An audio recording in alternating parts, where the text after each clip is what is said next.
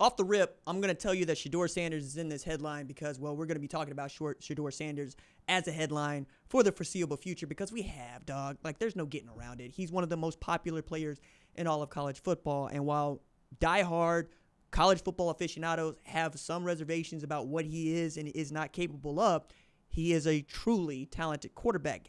And the reason I want to talk about him in relation to Miller Moss is I think it's revealing not necessarily about those guys, but it is a Rorschach test for college football fans. For instance, would you rather have Miller Moss or Shedeur Sanders if you are an NFL team looking to draft a quarterback in the first round? I say this because Miller Moss was rated like 9th out of 11 of the guys that he came in with. And the guys that he came in with include J.J. McCarthy, Quinn Ewers, Garrett Nussmeier. You get what I'm saying here? Like, he was in here with some dudes, and 9 of 11 of those guys also chose to transfer at one point or another, and Moss has stuck it out, right? And not only did he stick it out, he had really, really stellar results after sticking it out. 23 of 33 for 372 with 6 TDs in the Holiday Bowl, more or less cementing himself as the starter for Lincoln Riley going into the future. And I think that's also what you're asking. You're asking, would I rather have a quarterback who is a blue chip prospect, who's developed by one of the greatest quarterback coaches of all time, or Shedeur Sanders, who feels like the kind of player that is not necessarily going to make you that much better, but your floor is going to be very, very high because he is very good at taking care of the football, and he is very good at finding the open man, giving time. Like, he's a great see it, throw it quarterback. He's not going to be able to outrun a lot of people. We know this because, well, he spent a lot of time running away from folks, and it just wasn't going on. He's also not built to do that. He is built to be a prototypical pocket passer. It's not a dig, it's just what it is, right? So if you give him an offensive line that's worth a damn, he's going to go out there and operate. I think the way that folks thought about Jaden Daniels before he turned into a superhero in 2023 is the way that I would have thought about Shedeur Sanders. A guy that's going to take care of the football. He's going to get it to the right places. He's also going to be pretty damn good in a pro-style offense. Now, that said, I would like to see what Shedeur Sanders is doing in an offense run by someone like Mike Denbrock, because maybe it's going to reveal some things about him that we just ain't been able to ascertain or understand. I just know that when you got LaJohntay Wester and Travis Hunter on your squad, along with Dallin Hayden in the backfield, I expect y'all to be scoring a bunch of points and moving the ball pretty consistently. I also want to know what Miller Moss is actually supremely capable of, because one of the things that my buddy Michael Cohen pointed out in a piece he wrote about Miller Moss at Big Ten is what I told you and what we all know to be true.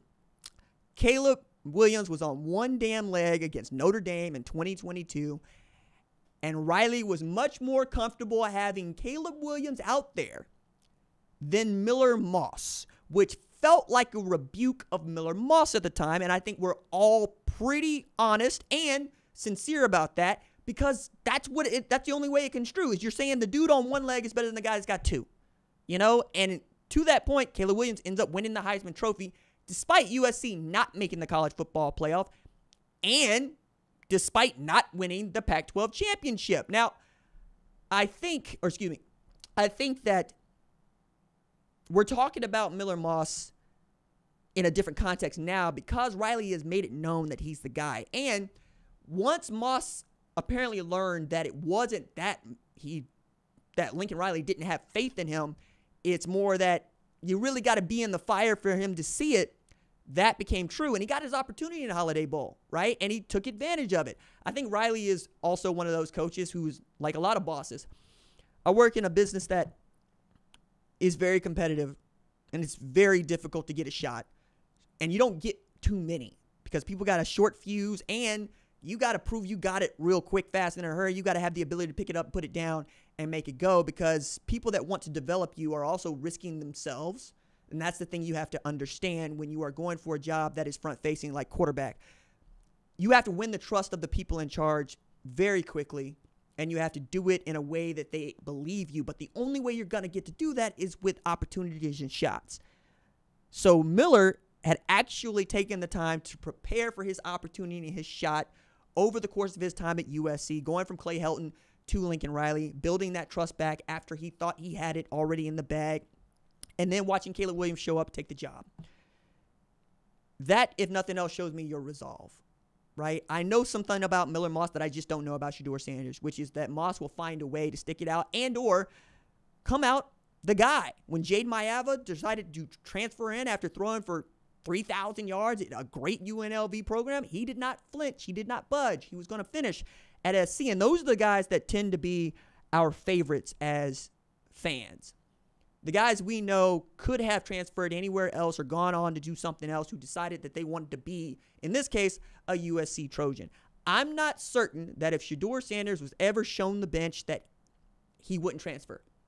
I also don't know that Shedeur Sanders would ever have to go through 2 different college football head coaches and not be the starter at all, because he basically started the Holiday Bowl, but we're not calling him a starter until he starts week 1. You know what I'm saying? It just reveals something different. Now, this also gets kind of at the point that I want to make about Colorado and Shedeur Sanders being in the headline, which is Prime gets to operate on his own agenda because there is only one Deion Sanders, both as an athlete, a coach, and a personality. The rules for him and the rules for his program are not the same for everybody else, and that can get under your skin. I understand why it can, or why you might have some doubts about flash versus substance. 4-8 doesn't help that argument either.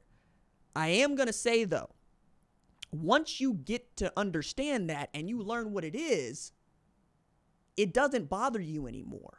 I'm a guy who wants to know what your strategy is, not so I can argue with you about your strategy, but so I can find out how I'm going to fit within the scheme.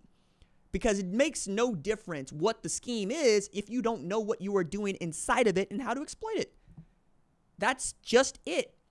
I want more college football fans to get comfortable with the idea of a Colorado existing in their skin and not necessarily kissing them off because you just don't want to hear anything, or writing them off because you don't like the way they get down.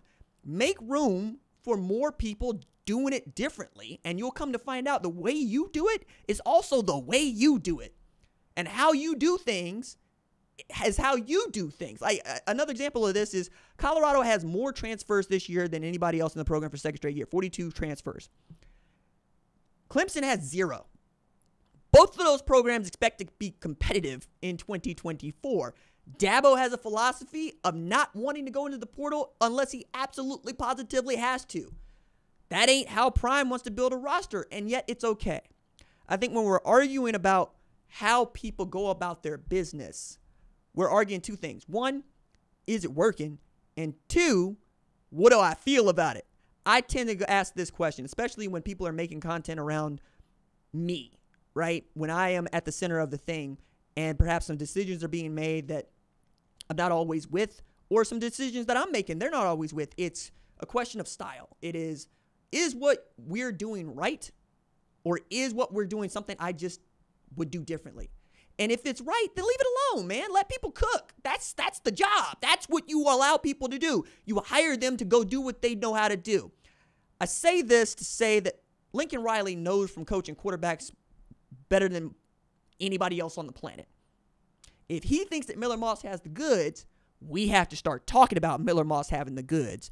And this is interesting because we already talk about Shedeur Sanders having the goods. Which one would you rather have leading your NFL team is not really a question of talent. It is a question of style.